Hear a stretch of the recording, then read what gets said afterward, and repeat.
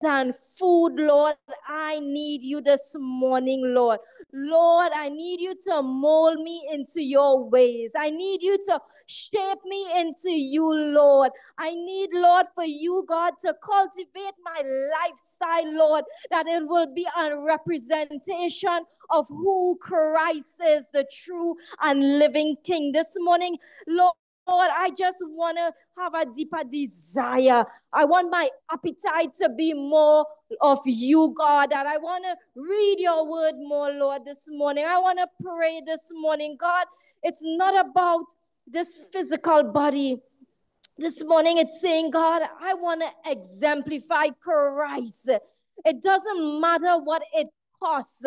It doesn't matter the cost and the sacrifices it takes, Lord. It's going beyond this fleshly nature. It's going beyond the worldliness that is in us. But it's saying, God, this morning, I give up myself before you, God.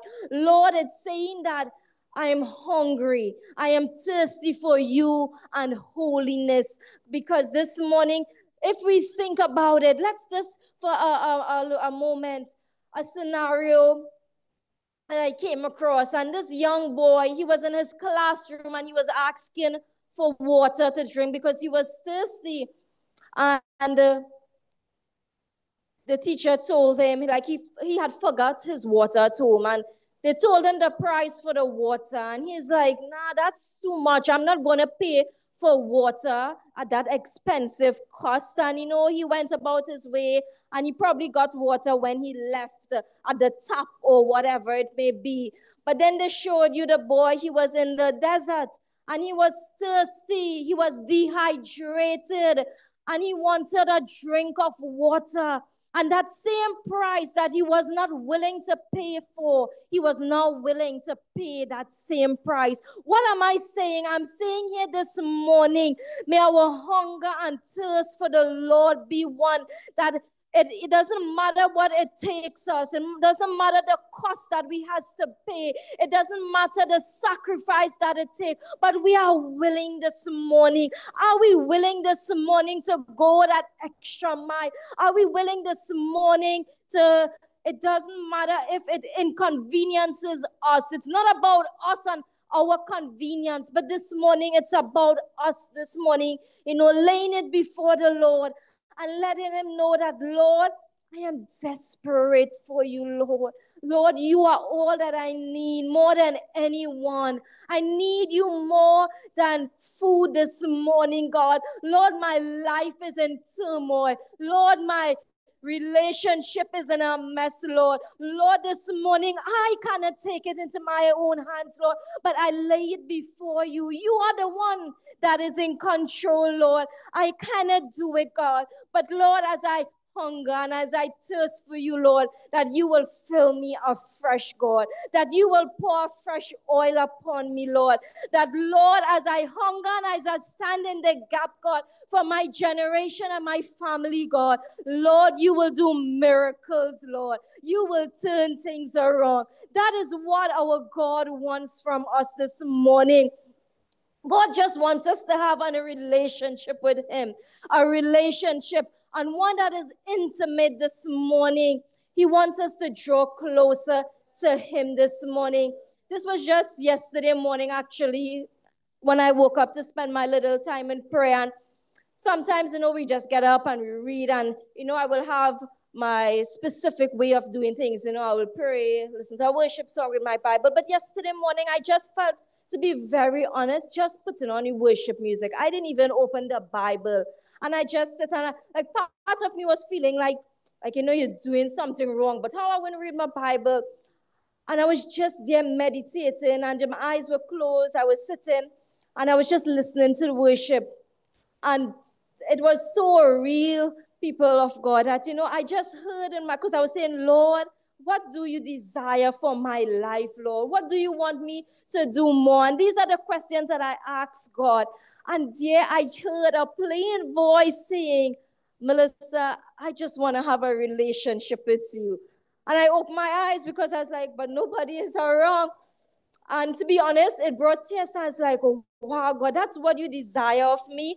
And it quickened me because it reminds me, or it makes me think that I need to do more. That my relationship with God, I need to grow. It needs to intensify, and that is all God wants from us, for us to have an intimate relationship with Him. And I'm saying, God, you are so real that just hearing that, and it keeps pondering upon me, because as you hear things plainly and clearly, even as I said, driving back and forth, I would keep recollecting that the Lord, all He wants from me is to have a relationship with Him. This morning, as I reflect back on a few years ago during COVID, and I remember that, to be very honest, yes, I have been saved since 2017, 18, around there, and serving the Lord. But during the time of COVID, that season was when the Lord really made a shift in my life, in my prayer life. There was this one day, and just this desire and a hunger came upon me that, Lord, I want to know more of your word. How can I know more? How can I more? And I started to read, and I got a book and started to study like different books of the Bible and get information. And as I read, the Lord revealed certain things to me, and I was able to understand God. How can we understand the God that we serve if we have not a relationship with Him? If we do not read His word? What I'm saying, people of God, this morning, let us be focused on Him and not the things and the circumstances around us. It was in the midst of COVID. People were dying. People were fearful. But I chose, it's making up your mind and saying, God, I want more of you. Lord, I don't want my family to die, but what am I going to do about it? I'm not going to sit there and be ordinary. It's about not being ordinary, but standing out, standing in the gap for your generation, for your family. And how do you do that this morning? By having that desire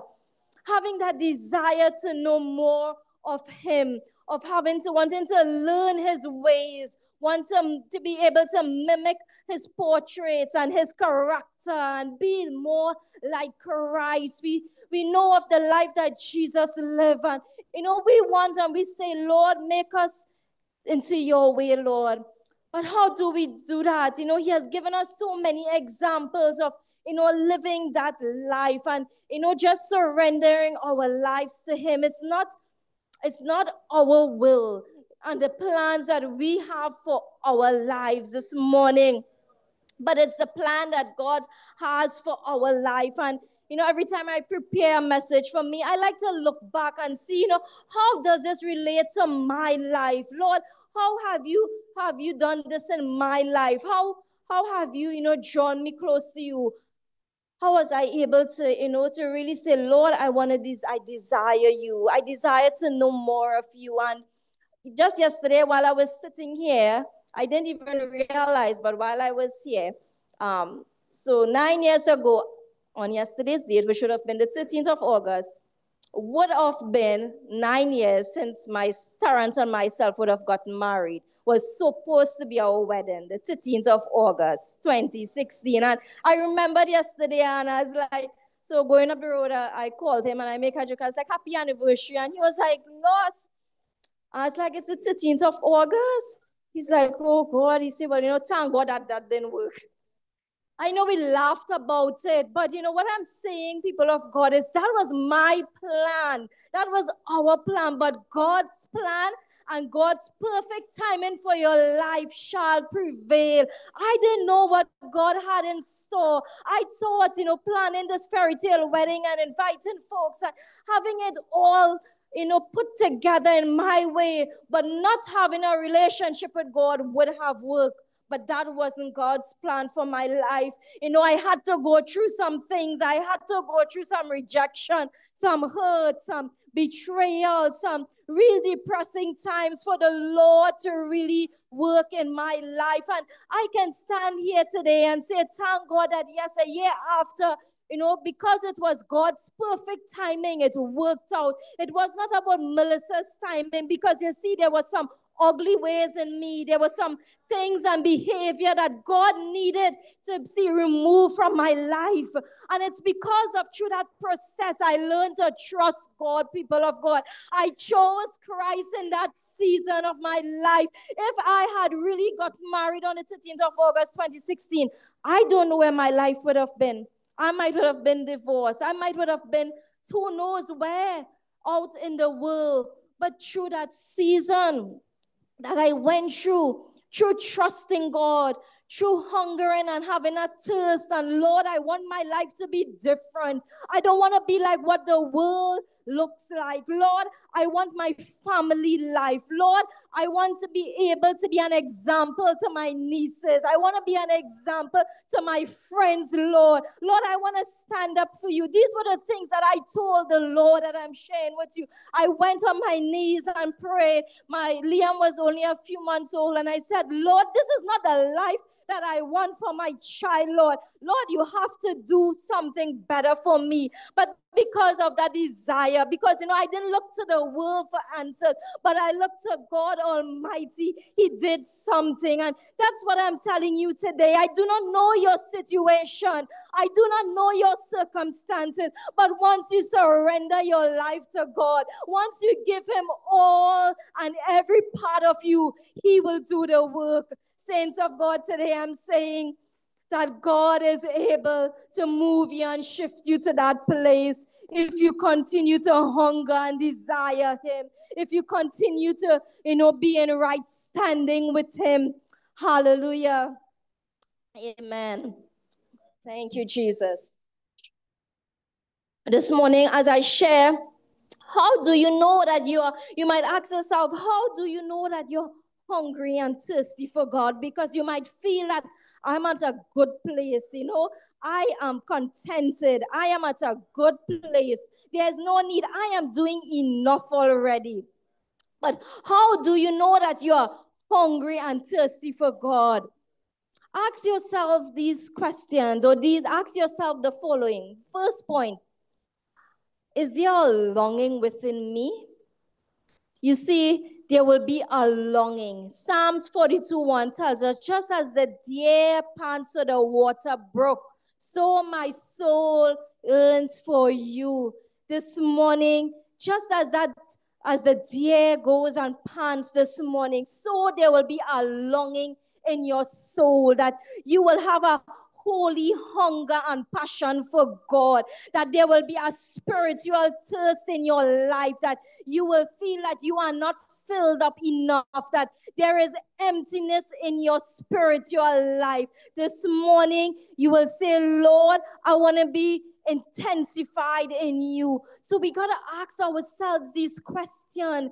Is there a longing within me, or am I contented? Have I reached where I have reached this morning? There will be a deep burning desire to be more like God, to have a heart like God. Like we look at King David and we see that, he desired to have a heart like God, to pursue a relationship with his maker. There was a longing in his heart. And this morning I'm here to let you know and to share with you and to ask you, is there a longing in your heart? If there is a longing, know that you are hungry and thirsty for God. Secondly, there will be a willingness to surrender to God's will. This morning, are you willing to surrender to God's will? You should be open to letting your plans and desires off and allowing God to step in and for his plan and purpose. So when it is you say that you're hungry and thirsty, these are some of the things that will arise in your life. There will be a willingness to surrender your life. You will know, and as we sing that song, my life is not my own, to you I belong. You will say, Lord, I surrender all. Lord, my plan is that I will get married next year, that I'm going to buy that Mercedes Benz next year. But no, it's about God's plan. He will work it out in his perfect timing. Lord, my plan is that in the next 3 years that I want to study and have a degree and open this business. But depend upon the Lord. Surrender your plans to the Lord, and he will work it out in alignment to his will for your life. When we look at Job's life, when we look at Abraham, Abraham, we see, and this is one person that I really admire, Abraham, that making that sacrifice. It wasn't about his plans, but God's plan for his life. And he told him to sacrifice his son. And when we look at that, we see his willingness to surrender his life to God, his willingness to give up his one son for God. When we look up Job, that went through so many turmoil, so many things in life. But I see that he was willing just to be able to be upright with God, to be in right standing. He was a just man. This morning, are you willing to be just? Are you willing to be holy, have holy desires? This morning, let us continue to surrender our will to the Lord. Thirdly, do you have a craving for God's word? We know that in the book of Matthew 4, chapter 4, verses 4, it tells us that man shall not live by bread alone, but by every word that proceeded out of the mouth of God. This morning, what is our craving? What is our desire this morning? What do we want? We know when we have a craving to eat a particular thing and you get it, you feel contented. But I'm here to remind you, you are only contented for a few hours, and then time will pass and you might crave something else. But I'm here to remind you that once you crave the word of God, once the word of God continue to sustain you and fuel you, you will never be hungry again. His word is able to fill you afresh daily. That's why we read his word daily. That's why we meditate on his word day and night, so that we can be filled afresh daily. Help us, Lord, to crave your word. Help us that, Lord, that we will read your word and also, go to spiritual resources that will help us to edify us, that will help us to learn more of you. Help us to understand you, Lord. Lord, help us to just go after you, to crave you more, to crave your promises and your word for our lives, because your words are yea and amen. You are not a man that shall lie. And this morning, as we crave your word, help us, God, that we will continue to be lifted, that we will continue, God, to desire you. Help us, Lord, to just be desperate for you as we read the word of God. May our life be enhanced. May our spiritual man be enriched, that he will be fed. Sometimes when this happens, when we feel like we can't do it.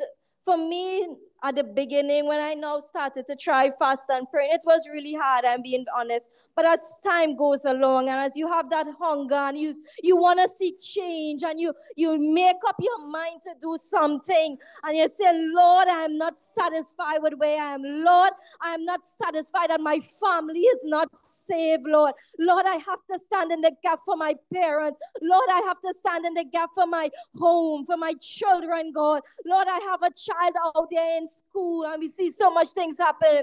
Lord, that, I am hungry for you, Lord, that you will use me as a light, God. This morning here it becomes easier. The things that we thought was hard to do, it becomes lighter as you continue to trust in the Lord, as you continue to hold fast, as you continue to know that when you do this and you come before the throne of grace, when you go before your maker, when you make sacrifices unto the Lord, he will hear your cry, he will hear your prayer and answer you in due season. There are so many things that when I look at my short 10 years that I've been serving the Lord, 9 or 8 years around there, I can say, God, you really worked it out. Lord, it continues. I have to remind myself daily, even when times might seem tough. And Lord, I don't know how this will work out. I've learned to trust in God. I've learned to depend upon Him. I've learned to pursue Him. I've learned to be desperate for Him. I've learned to cry out to Him and say, Abba, Father, it's all about you. I cannot do this on my own. This situation that I am trying to take control of, it's not mine. The battle is yours, Lord, and you will work it out. Hallelujah. Fourthly, your prayer life and seeking God will increase. This morning, how do you know you are hungry and thirsty for God? You will see change. Your prayer life and seeking God will increase. You will find yourself in God's presence more. In Matthew 14:23 tells us that, it speaks about this account with Jesus, and it tells us that, and when he had sent the multitudes away, he went up into a mountain apart to pray. And when the evening was come, he was there alone. What does that tell us? That this morning, that Jesus took time alone this morning, Sister Adi. He went up by himself to pray to God. Even Jesus Christ in his divine nature took time in prayer and seeking God. So, and we say that we are God's children. We are God's people. Help us, Lord, to be more like Jesus. Help us, God, to cultivate that atmosphere where your presence is rich. Help us, Lord, that we will spend time, that we will wake up in the wee hours of the morning when different things are happening in and about the nation, that we will wake up and we will pray. We will reach out to folks and pray. We will tap into what the Lord is saying. We will reach a brother and sister that is in need. We will not wait for them to call us, but we will extend our arms and we will say, my sister, let me pray for you. You will just be able to increase this morning. When you hunger and thirst after righteousness, you will see a difference. It will be that others also around you will see that difference. So as we all go along life's journey, as we go along this week, let us ask ourselves these things. Am I hungry and thirsty for God? If none of these things reflects us, so we are not longing, we are not seeking the Lord in his presence, we are not craving God's word, we are not willing to surrender, then there is work we have to do on our lives. We need to hunger and thirst for righteousness, people of God. Hallelujah. This morning, God, even as your people are here, Lord, I declare over every person's life, even on the Zoom platform, that, Lord, the desires of you, Lord, will fall afresh upon us, God. Lord, I pray this morning, God, that, Lord, as we hunger and thirst after holiness, or after the things that is pleasing to you, Lord, that you will continue to fill us afresh. Hallelujah. And as I move on, where you say we hunger and we thirst, but what it is happens when we hunger and thirst after righteousness? What is it all about? Why do we want God in our lives? Why are we desperate for him and his word? Firstly, when we are desperate for God, when we are, we have a passion, a burning desire for God and for his appetite for him, we gain satisfaction and fulfillment. That's the first thing came to me. When you are in God's presence, when you do the will of God, when you fulfill his plan, you feel a sort of satisfaction. You feel content that, Lord, this is what you will have me to do, and I am doing it. It's not because I want to do it. It's not about my will, Lord, but it's because you want this. Satisfaction comes from a true and genuine relationship built with God and his desire to live in right standing and accordance to his will when we delight ourselves in him.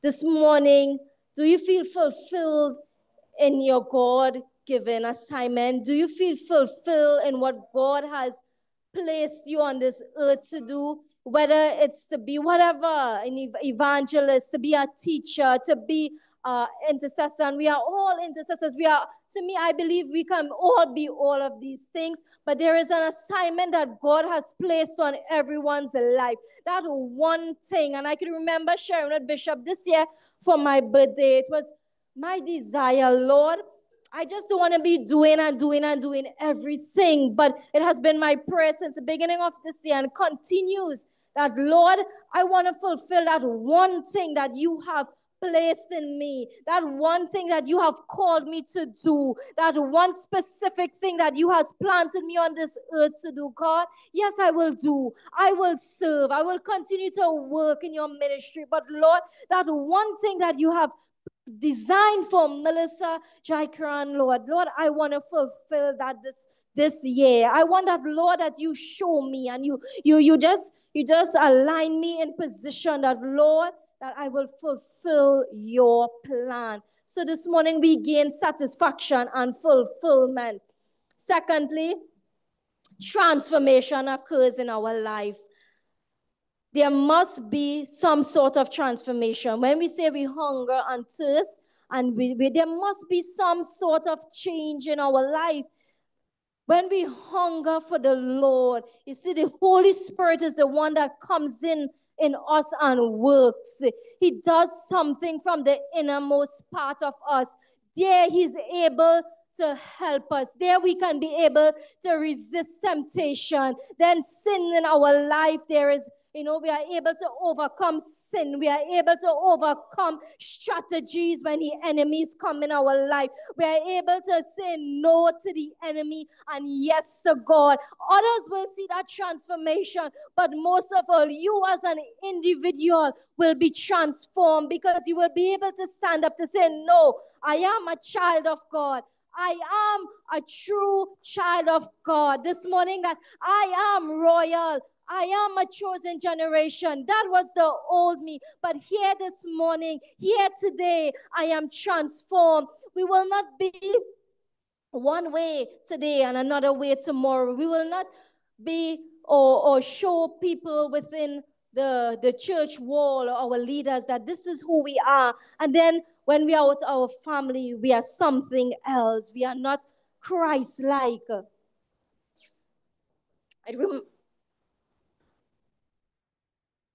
I believe it was yesterday, or I think the day before morning, when I woke up, I just saw a message on my phone. The person sent like 5 something, and I was like, when I read the message, it was a friend of mine, and she sent this long message saying that, she recently went to Tobago, and one of her friends went with her who recently have been baptized and is a Christian.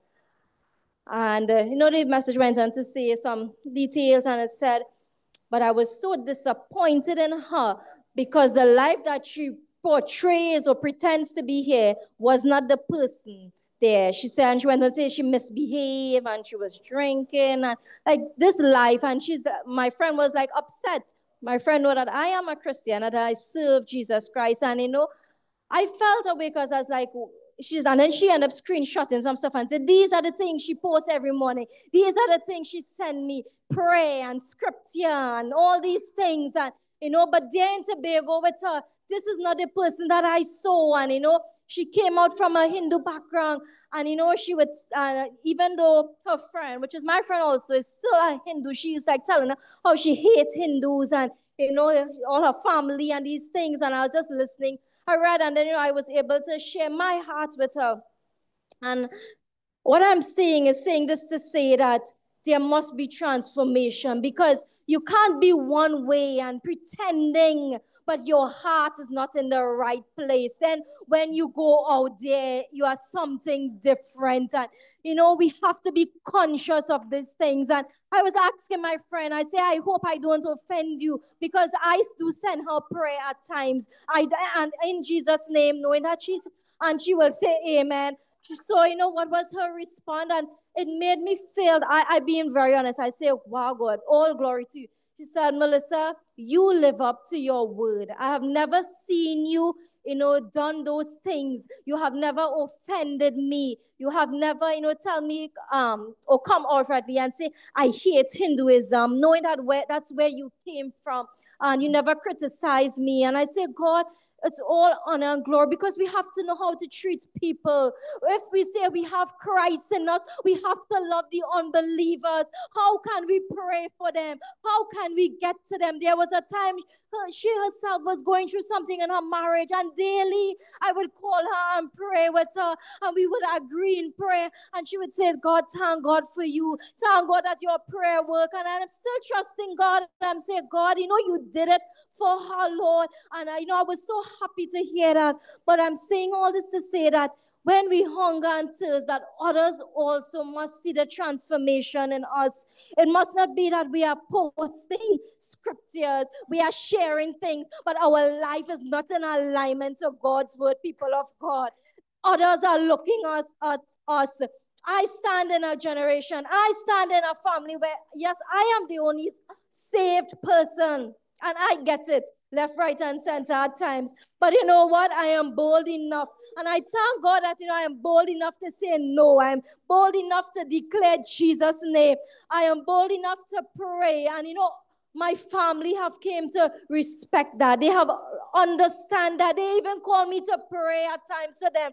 And I say, thank God, when situations arise, when things happen, they would, let's call me pastor. I did say as a pastor in the family, because as I say, I'm the only safe one. So they would call me to pray, and they would, make this reference. But, in all I say, thank God that, and I pray, I say, thank God daily that you have chosen me out of this generation, that, Lord, there is a plan and purpose, and that my entire family will be saved. Just as someone prayed for me, that I was able to come out, Lord, I am praying that they will also. And I am thankful that they can see that transformation in my life, that they know that God is working in me. So we have to remember that we have to continue to be that light, saints of God. We have to continue to show that, yes, we are transformed, that the Holy Spirit is in us. And thirdly, how you impact others with your service. This is things that happen when we say we hunger and thirst after righteousness. There is an impact on others with your service.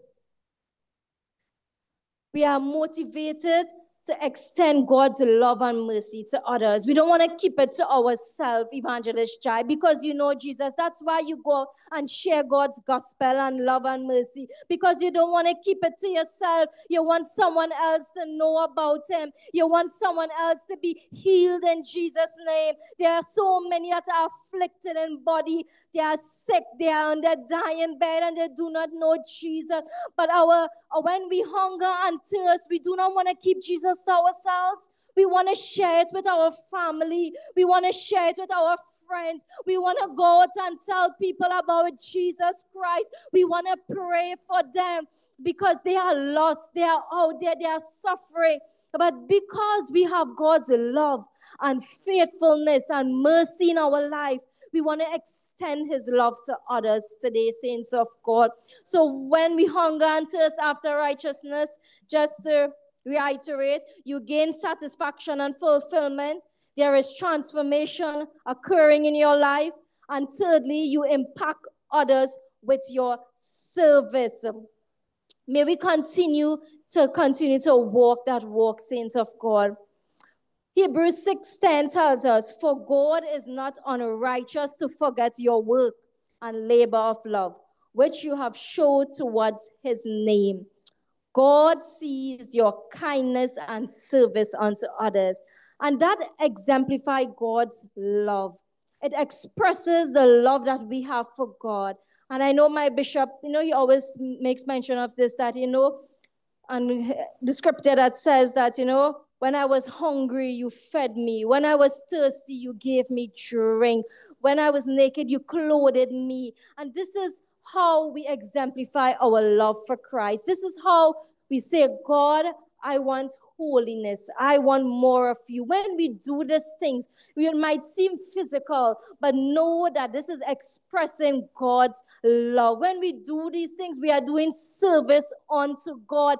I have learned, and because of leadership, because of guidance, I have learned that everything I do it unto the Lord. It might be for my leaders, it might be for my pastors, it might be for a sister or a brother in church. I do not do it for glory. I do not do it because of them, because I do it unto the Lord. So I'm just here to remind us in everything that we do it unto the Lord.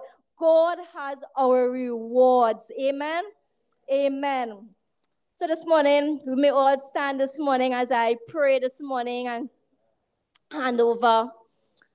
We know that the book of Matthew 6:33 tells us, but seek ye first the kingdom of God and his righteousness, and all these things shall be added unto you. As God's people, we were designed to hunger and thirst after holiness and righteousness more than anything in this world.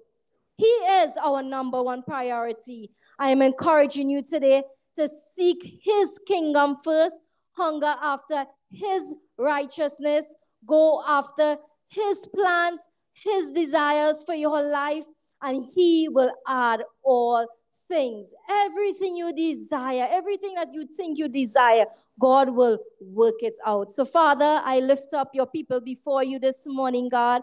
Lord, even as I share this morning, God, I pray, God, that your words, God, was, edifying, God. It ministered to the hearts of each and every one of us, God. As we would go, we would meditate on your word, God. Oh, help us to hunger. Help us to be desperate for you.